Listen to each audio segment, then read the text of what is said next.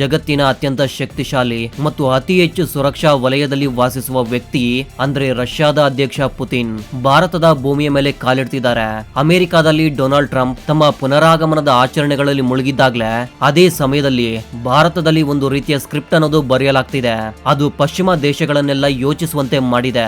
ದೆಹಲಿಯ ರಸ್ತೆಗಳಲ್ಲಿ ಈಗ ಓಡಾಡ್ತಿರುವ ವಾಹನಗಳು ಅವು ಯಾವುದೇ ಸಾಮಾನ್ಯ ಯಂತ್ರಗಳಲ್ಲ, ಅವು ನಡೆದಾಡುವ ಬಂಕರ್ಗಳು.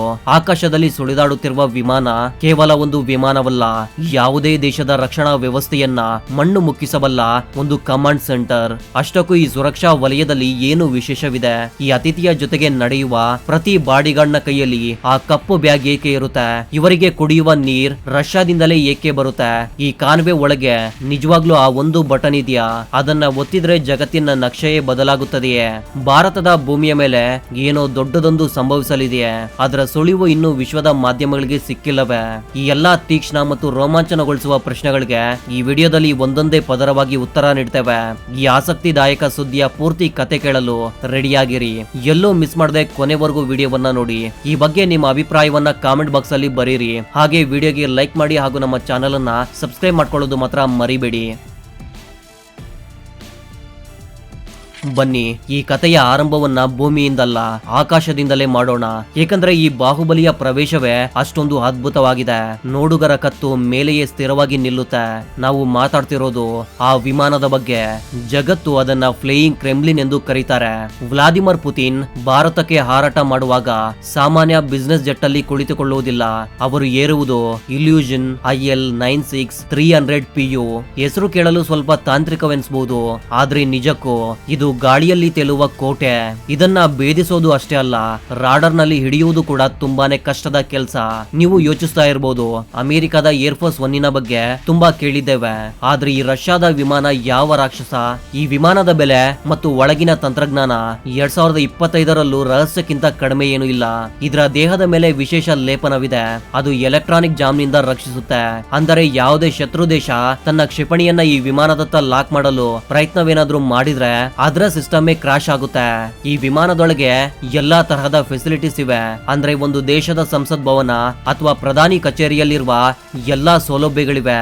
ಇದು ಕೇವಲ ಸಾರಿಗೆ ಸಾಧನವಲ್ಲ, ಬದಲಿಗೆ ಪೂರ್ತಿ ಮೊಬೈಲ್ ಕಂಟ್ರೋಲ್ ರೂಮ್. ಪುತಿನ್ ಗಾಳಿಯಲ್ಲೇ ಇದ್ದು ತಮ್ಮ ಸಂಪೂರ್ಣ ಸೇನೆಗೆ ಆದೇಶವನ್ನ ನೀಡಬಲ್ಲರು, ಜಲಂತರ್ಗಾಮಿಗಳಿಗೆ ಸೂಚನೆಯನ್ನ ಕಳಿಸಬಲ್ಲರು, ಅಗತ್ಯವಿದ್ರೆ ಕಾರ್ಯತಂತ್ರದ ಕ್ರಮವನ್ನ ಕೈಗೊಳ್ಳಬಲ್ಲರು. ಇದರ ಸುರಕ್ಷತೆ ಎಷ್ಟು ಬಲಿಷ್ಠವಾಗಿದೆ ಅಂದ್ರೆ ಯಾವಾಗ್ಲೂ 2 ಅಥವಾ 3 ಒಂದೇ ರೀತಿ ಕಾಣುವ ವಿಮಾನಗಳು ಜೊತೆಗೆ ಹಾರುತ್ತಲೇ ಇರುತ್ತೆ.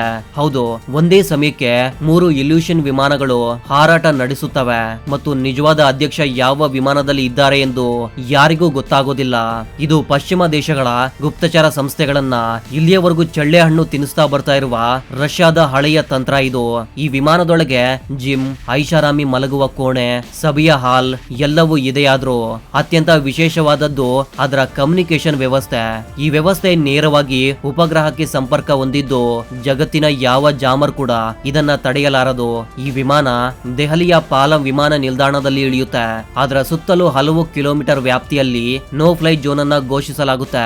ಭಾರತ ಈ ವಿಮಾನದ ಸುರಕ್ಷತೆಗಾಗಿ ತನ್ನ ಸುಖೋಯ್ ಮತ್ತು ರಫೇಲ್ ಯುದ್ಧ ವಿಮಾನಗಳನ್ನ ನಿಯೋಜಿಸುತ್ತೆ, ಅದಕ್ಕೆ ಎಸ್ಕಾರ್ಟ್ ನೀಡುತ್ತೆ.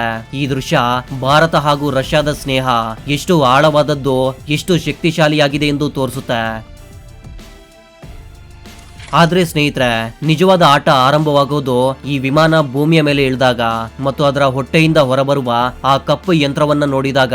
ಕ್ಯಾಮ್ರಾಗಳ ಫ್ಲಾಶ್ ಅಲ್ಲಿ ಮೊದಲು ಮಿನುಗುವುದು ಪುತಿನ್ ರ ಕಾರು. ಅದನ್ನ ಜಗತ್ತು ರಷ್ಯನ್ ಬೀಸ್ಟ್ ಎಂದು ಕರೆಯುತ್ತೆ.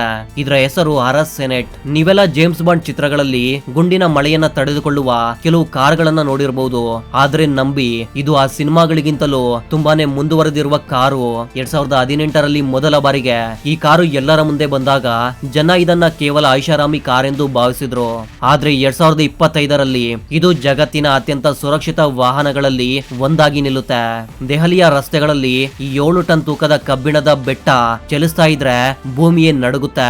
ಈ ಲಿಮೋಜಿನ್ ತಯಾರಿಗೆ ರಷ್ಯಾ ತನ್ನ ಪೂರ್ತಿ ಇಂಜಿನಿಯರಿಂಗ್ ಶಕ್ತಿಯನ್ನೇ ಹಾಕಿದೆ. ಇದನ್ನ ಕೇವಲ ಬುಲೆಟ್ ಪ್ರೂಫ್ ಎಂದ್ರೆ ಅದಕ್ಕೆ ಅವಮಾನವೇ ಮಾಡಿದಂತಾಗುತ್ತೆ. ಇದು ಬಾಂಬ್ ಪ್ರೂಫ್, ಮೈನ್ ಪ್ರೂಫ್. ರಾಸಾಯನಿಕ ದಾಳಿಯಾದ್ರೂ ಸಹ ಒಳಗಡೆ ಇರೋರ್ಗೆ ಏನೂ ಆಗೋದಿಲ್ಲ. ಇದರ ಗಾಜುಗಳು ಎಷ್ಟೊಂದು ದಪ್ಪ ಇವೆ ಅಂದ್ರೆ ಸ್ನೈಫರ್ ರಫೇಲ್ ಗುಂಡುಗಳು ಕೂಡ ಒಳಗಡೆ ಇರೋರನ್ನ ಏನು ಮಾಡೋಕ್ಕಾಗಲ್ಲ. ಇವುಗಳ ಟೈರ್ಗಳು ರನ್ ಫ್ಲಾಟ್ ತಂತ್ರಜ್ಞಾನದ್ದು, ಅಂದ್ರೆ 4 ಟೈರ್ ಪಂಚರ್ ಆದ್ರೂ ಸಹ 100 ಕಿಲೋಮೀಟರ್ ವೇಗದಲ್ಲಿ ಓಡಿ ತನ್ನಲ್ಲಿರುವ ಪ್ರಯಾಣಿಕನನ್ನ ಸುರಕ್ಷಿತವಾಗಿ ಒಂದು ಸುರಕ್ಷಿತ ಪ್ರದೇಶಕ್ಕೆ ತೆಗೆದುಕೊಂಡು ಹೋಗಬಲ್ಲದು. ಇಲ್ಲಿ ಅತ್ಯಂತ ಆಶ್ಚರ್ಯಕರ ಸಂಗತಿ, ಈ ಕಾರನ್ನ ಪೂರ್ತಿ ಸೀಲ್ ಮಾಡಬಹುದು. ಹೊರಗಿನ ವಾತಾವರಣದಲ್ಲಿ ಯಾವುದಾದ್ರೂ ವಿಷವಾಯು ಬಿಟ್ಟರೂ ಒಳಗೆ ಸ್ವಂತ ಆಮ್ಲಜನಕ ವ್ಯವಸ್ಥೆ ತಕ್ಷಣವೇ ಸಕ್ರಿಯವಾಗುತ್ತೆ. ಇದು ನೀರಿನಲ್ಲಿ ಬಿದ್ದರೂ ಸಹ ಮುಳುಗೋದಿಲ್ಲ, ಜಲಾಂತರ್ಗಾಮಿಯಂತೆ ಈಜುತ್ತೆ. ಯೋಚಿಸಿ ಯಾವ ಮಟ್ಟದ ಯೋಜನೆಯನ್ನ ಮಾಡಿದ್ದಾರೆ ಅಂತ. ಅಮೆರಿಕದ ಅಧ್ಯಕ್ಷರ ಬೀಸ್ಟ್ ಕಾರಿನ ಬಗ್ಗೆ ತುಂಬಾ ಮಾತಿದೆ, ಆದ್ರೆ ಪುತಿನ್ರ RS ಅದಕ್ಕೆ ಯಾವುದೇ ರೀತಿಯಲ್ಲೂ ಕಡಿಮೆ ಇಲ್ಲ. ಇದರಲ್ಲಿ ಹೈಬ್ರಿಡ್ ಇಂಜನ್ ಇದ್ದು ರಾಕೆಟ್ ನಂತೆ ವೇಗವನ್ನ ತಲುಪಿಸುತ್ತೆ. ಈ ಕಾರು ದೆಹಲಿಯ ರಸ್ತೆಗಳಲ್ಲಿ ತನ್ನ ಕಾನ್ವಾಯ್ ಜೊತೆ ಹೋದಾಗ ಇದರ ಮುಂದೆ ಹಿಂದೆ ಓಡಾಡುವ ವಾಹನಗಳು ಸಾಮಾನ್ಯವಲ್ಲ. ಅದರಲ್ಲಿ ಜಾಮರ್ ವಾಹನಗಳಿರುತ್ತೆ, ಸುತ್ತಮುತ್ತಲಿನ ಮೊಬೈಲ್ ನೆಟ್ವರ್ಕ್ ಮತ್ತು ರಿಮೋಟ್ ಸಾಧನಗಳನ್ನ ತಡೆಯುತ್ತೆ. ಅಂದ್ರೆ RS ಹಾದು ಹೋಗುವ ರಸ್ತೆಯಲ್ಲಿ ಗಿಡುಗನ ರೆಕ್ಕೆ ಕೂಡ ಬಡಿಯಲಾರದು. ಭಾರತವು ತನ್ನ ಸುರಕ್ಷತಾ ವ್ಯವಸ್ಥೆಯನ್ನ ಪೂರ್ತಿ ಸಿಂಕ್ರೊನೈಸ್ ಮಾಡಿಕೊಂಡಿದೆ. ದೆಹಲಿ ಪೊಲೀಸ್ ಮತ್ತು ಪ್ಯಾರಾ ಮಿಲಿಟರಿ ದಳಗಳು ಚಕ್ರವ್ಯೂಹವನ್ನ ರಚಿಸಿವೆ. ರಸ್ತೆಯ ಎರಡೂ ಬದಿಯ ಕಟ್ಟಡಗಳ ಮೇಲೆ ಸ್ನೈಪರ್ ಗಳನ್ನ ನಿಯೋಜಿಸಲಾಗಿದೆ. ಆದ್ರೆ ಇಷ್ಟೆಲ್ಲ ಭಾರಿ ಸುರಕ್ಷತೆ ಮತ್ತು ಬಂಕರ್ ನಂತಹ ಕಾರು ಇದ್ರು ಪುತಿನ್ ರೊಂದಿಗೆ ನೆರಳಿನಂತೆ ನಡೆಯುವ ಆ ವ್ಯಕ್ತಿ ಯಾರು ಗೊತ್ತಾ? ಅವರ ಕೈಯಲ್ಲಿ ಆ ರಹಸ್ಯಮಯ ಬ್ರೀಫ್ ಕೇಸ್ ಅಲ್ಲಿ ಏನಿದೆ? ಆ ಬ್ರೀಫ್ ಕೇಸ್ ಅನ್ನ ನೋಡಿದ್ರೆ ಜಗತ್ತಿನ ದೊಡ್ಡ ದೊಡ್ಡ ನಾಯಕರ ಹೃದಯ ಬಡಿತವೇ ನಿಲ್ಲುತ್ತೆ. ಈಗ ಆ ರಹಸ್ಯದ ಮೇಲಿನ ಪರದೆಯನ್ನ ತೆಗೆಯೋಣ ಬನ್ನಿ. ಇಡೀ ಪ್ರವಾಸದ ಅತ್ಯಂತ ಭಯಾನಕ ಮತ್ತು ರೋಮಾಂಚಕ ಭಾಗ ಇದು. ನಾವು ಈಗ ಮಾತನಾಡಲಿರುವುದು ಜಗತ್ತು ಗುಸುಗುಸು ಮಾತನಾಡುತ್ತೆ, ಆದ್ರೆ ಓಪನ್ ಆಗಿ ಯಾರು ಸಹ ಮಾತಾಡೋದಿಲ್ಲ. ನೀವು ಪುತಿನ್ರ ಹಿಂದೆಯೇ ನಡೆಯುವ ಒಬ್ಬ ನೌಕಾದಳ ಅಧಿಕಾರಿಯನ್ನ ಗಮನಿಸಿರಬಹುದು. ಅವನ ಯೂನಿಫಾರ್ಮ್ ಭಿನ್ನವಾಗಿರುತ್ತೆ, ನಡಿಗೆ ಸಹ ಭಿನ್ನ. ಕೈಯಲ್ಲಿ ಯಾವಾಗಲೂ ದಪ್ಪದಾದ ಕಪ್ಪು ಬ್ರೀಫ್ ಕೇಸ್ ಇರುತ್ತೆ. ಇದು ಸಾಮಾನ್ಯ ಫೈಲ್ ಬ್ಯಾಗ್ ಅಲ್ಲ, ಇದನ್ನ ಚೆಗೆಟ್ ಎಂದು ಕರೀತಾರೆ. ಇದು ರಷ್ಯಾದ ಅಣ್ವಸ್ತ್ರ ಬ್ರೀಫ್ ಕೇಸ್.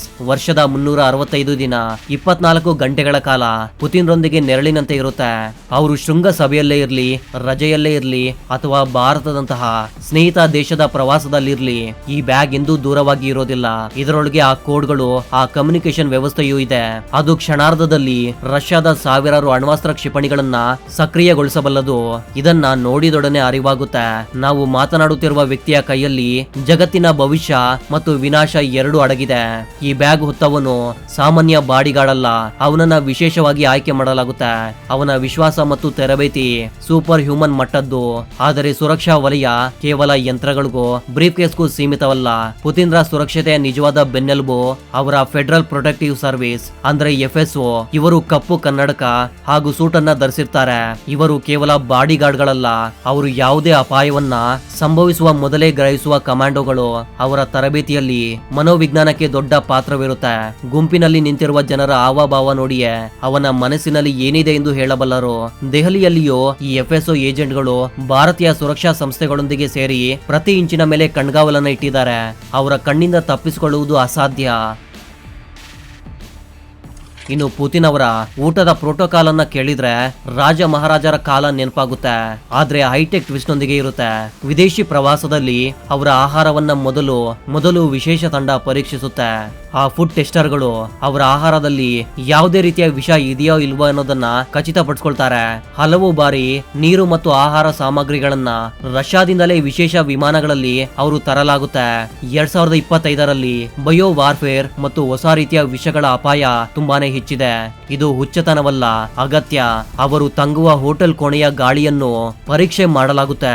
ಯಾವ ಬಾಹ್ಯ ವ್ಯಕ್ತಿಗೂ ಅವರ ಹತ್ತಿರಕ್ಕೆ ಹೋಗಲು ಅನುಮತಿ ಇಲ್ಲ. ಎಷ್ಟೇ ದೊಡ್ಡ ಅಧಿಕಾರಿಯಾದ್ರೂ ಈ ಸುರಕ್ಷಾ ವಲಯ ಎಷ್ಟು ಕಟ್ಟುನಿಟ್ಟೆಂದ್ರೆ ಅವರು ಬಳಸಿದ ವಸ್ತುಗಳನ್ನು ಪ್ಯಾಕ್ ಮಾಡಿ ರಷ್ಯಾಗೆ ಒಯ್ಯಲಾಗುತ್ತೆ. ಯಾರವರ DNA ಕೂಡ ಪಡೆಯಬಾರದು ಅಂತ ಈ ರೀತಿ ಮಾಡ್ತಾರೆ. ಇದನ್ನ ಕೇಳಿದ್ರೆ ಯಾವ್ದಾದ್ರೂ ಗೂಢಚಾರಿ ಚಿತ್ರ ನೆನಪಾಗಬಹುದು, ಆದ್ರೆ ಇದೇ 2025ರ ಭೂ ರಾಜಕೀಯ ವಾಸ್ತವ. ಒಂದು ತಪ್ಪಿಗೆ ಬೆಲೆ ತುಂಬಾ ದುಬಾರಿ ಆಗ್ಬಹುದು. ಎಲ್ಲಾ ಚಟುವಟಿಕೆಯ ಹಿಂದಿನ ನಿಜವಾದ ಉದ್ದೇಶ ಏನು? ಇಷ್ಟೊಂದು ಭಾರಿ ಸುರಕ್ಷಾ ಪಡೆ, ವಿಮಾನ ಕೋಟೆಗಳು, ಬಂಕರ್ ವಾಹನಗಳು ಕೇವಲ ಶೋ ಆಫ್ ಗಾಗಿ ಅಲ್ಲ. ಇದೊಂದು ಸಂದೇಶ, ತುಂಬಾ ದೊಡ್ಡ ಮತ್ತು ಕಠೋರ ಸಂದೇಶ ದೆಹಲಿಯ ಭೂಮಿಯಿಂದ ನೇರವಾಗಿ ವಾಷಿಂಗ್ಟನ್ ಮತ್ತು ಬೀಜಿಂಗ್ಗೆ ಕಳಿಸಲಾಗುತ್ತಿದೆ. ವ್ಲಾದಿಮಿರ್ ಪುತಿನ್ ತಮ್ಮ ಚೆಕೆಟ್ ಮತ್ತು ಆರ್ಎಸ್ನೊಂದಿಗೆ ಭಾರತಕ್ಕೆ ಕಾಲಿಟ್ಟಾಗ ಅವರು ಜಗತ್ತಿಗೆ ಹೇಳ್ತಾರೆ, ಭಾರತ ಇನ್ನು ಯಾರ ಆದೇಶ ಹೇರುವ ದೇಶವಲ್ಲ. 2025ರಲ್ಲಿ ಟ್ರಂಪ್ ಮತ್ತೆ ಅಮೆರಿಕದಲ್ಲಿ ಅಧಿಕಾರಕ್ಕೆ ಬಂದಿರುವಾಗ, ಜಗತ್ತು 2 ಗುಂಪುಗಳಾಗಿ ಒಡೆದು ಹೋಗಿರುವಾಗ ರಷ್ಯಾದ ಅಧ್ಯಕ್ಷರಿಗೆ ಭಾರತ ಇಷ್ಟೊಂದು ಭವ್ಯ ಸ್ವಾಗತ ನೀಡುವುದೇ ಒಂದು ರಾಜತಾಂತ್ರಿಕ ಮಾಸ್ಟರ್ ಸ್ಟ್ರೋಕ್. ಭಾರತ ಎದೆ ತಟ್ಟಿ ಹೇಳ್ತಾ ಇದೆ, ನನ್ನ ಸ್ನೇಹಿತರನ್ನ ನಾನು ನನ್ನ ನಿಯಮಗಳಂತೆ ಆಯ್ಕೆ ಮಾಡಿಕೊಳ್ತೇನೆ, ಯಾರ ಒತ್ತಡಕ್ಕೂ ಒಳಗಾಗೋದಿಲ್ಲ. ದೆಹಲಿಯಲ್ಲಿ ರಚಿತವಾದ ಈ ಅಭೇದ್ಯ ಕೋಟೆ ಭಾರತದ ಸಾಮರ್ಥ್ಯದ ಪ್ರದರ್ಶನವೂ ಹೌದು. ಜಗತ್ತು ನೋಡ್ತಾ ಇದೆ, ವಿಶ್ವದ ಅತಿ ಹೈರಿಸ್ ನಾಯಕನನ್ನ ಭಾರತ ತನ್ನ ಭೂಮಿಯಲ್ಲಿ ಹೇಗೆ ಸುರಕ್ಷಿತವಾಗಿಡಬಲ್ಲದು ಎಂದು. ಇದು ಭಾರತದ ಐಬಿ ಮತ್ತು ರಷ್ಯಾದ FSV ನಡುವಿನ ಸಹಕಾರದ ಅತ್ಯುತ್ತಮ ಉದಾಹರಣೆ. ಈ ಎರಡೂ ಸಂಸ್ಥೆಗಳು ಒಟ್ಟಿಗೆ ಬಂದರೆ ಗಿಡಗನು ಸಹ ರೆಕ್ಕೆಯನ್ನ ಬಡಿಯಲಾರದು. ಚೀನಾ ಮತ್ತು ಪಾಕಿಸ್ತಾನ ಈ ಪ್ರವಾಸವನ್ನ ತುಂಬಾನೇ ತೀಕ್ಷ್ಣವಾಗಿ ಗಮನಿಸ್ತಾ ಇರುತ್ತೆ. ಏಕೆಂದ್ರೆ ಅವರಿಗೆ ಗೊತ್ತು, ಭಾರತ ರಷ್ಯಾ ಒಟ್ಟಾಗಿ ಬಂದ್ರೆ ಕೇವಲ ಕೈಕುಲುಕುವುದು ಅಷ್ಟೇ ಅಲ್ಲ, ಭವಿಷ್ಯದ ರಕ್ಷಣಾ ಒಪ್ಪಂದಗಳು, ಹೊಸ ಕ್ಷಿಪಣಿ ತಂತ್ರಜ್ಞಾನ, ಬ್ರಹ್ಮೋಸ್ನಂತಹ ಮಾರಕ ಶಸ್ತ್ರಾಸ್ತ್ರಗಳ ತಳಪಾಯ ಹಾಕಲಾಗುತ್ತೆ. ಈ ಭೇಟಿ ಕೇವಲ ಚಹಾ ತಿಂಡಿಗಾಗಿ ಅಲ್ಲ, ಬದಲಿಗೆ ಯುರೇಷಿಯಾದ ರಾಜಕೀಯಕ್ಕೆ ಹೊಸ ದಿಕ್ಕು ನೀಡಲು ನಡೆಯುತ್ತಿದೆ. ಸ್ನೇಹಿತರೆ, ಇದೇ ಮಹಾಕೌಶದ ಪೂರ್ತಿ ಕತೆ. ಅದರ ನೆರಳಲ್ಲಿರುವ ವ್ಲಾದಿಮಿರ್ ಪುತಿನ್ ಭಾರತದ ಭೂಮಿಯಲ್ಲಿರ್ತಾರೆ. ಈ ಸುರಕ್ಷಾ ವಲಯದ ಪ್ರತಿ ಸೂಕ್ಷ್ಮವನ್ನು ಸೇರಿಸುವುದು ಕಷ್ಟ, ಆದ್ರೆ ಇಂದು ದೆಹಲಿ ಜಗತ್ತಿನ ಅತ್ಯಂತ ಸುರಕ್ಷಿತ ಮೂಲೆಯಾಗಿದೆ ಎಂಬುದು ಖಂಡಿತ ನಿಜ. ಫ್ಲೈಯಿಂಗ್ ಕ್ರೆಮ್ಲಿನ್ ನ ಗರ್ಜನೆ ಮತ್ತು ಆರ್ಎಸ್ ನ ವೇಗ ಇದನ್ನ ಸಾಬೀತುಪಡಿಸಿದೆ. ಶಕ್ತಿಶಾಲಿಗಳು ಒಟ್ಟಾಗಿ ಬಂದಾಗ ಅಲ್ಲಿನ ಏರ್ಪಾಡುಗಳು ಸಹ ಶಕ್ತಿಶಾಲಿಯಾಗಿರುತ್ತೆ. ಇದೇ ಹೊಸ ಭಾರತ ತನ್ನ ನಿಯಮಗಳಂತೆ ಜಗತ್ತನ್ನ ನಡೆಸಬಲ್ಲದು. ತನ್ನ ಅತಿಥಿ ಸತ್ಕಾರದಲ್ಲಿ ಯಾವುದೇ ಕೊರತೆ ಮಾಡುವುದಿಲ್ಲ. ಒಟ್ನಲ್ಲಿ ಪೂರ್ತಿ ನಗರವೇ ಈಗ ಸೇನಾ ಕಂಟ್ರೋಲ್ ನಲ್ಲಿ ಬಂದಿದೆ. ಇದ್ರ ಬಗ್ಗೆ ನಿಮ್ಮ ಅಭಿಪ್ರಾಯವನ್ನ ತಪ್ಪದೇ ಕಾಮೆಂಟ್ ಬಾಕ್ಸ್ ಅಲ್ಲಿ ತಿಳಿಸಿ. ಇದೇ ರೀತಿಯ ಮತ್ತೊಂದು ಇಂಟ್ರೆಸ್ಟಿಂಗ್ ಆದ ವಿಡಿಯೋದ ಜೊತೆಗೆ ಮತ್ತೆ ಸಿಗೋಣ. ಅಲ್ಲಿವರೆಗೂ ಜೈ ಹಿಂದ್, ಜೈ ಕರ್ನಾಟಕ.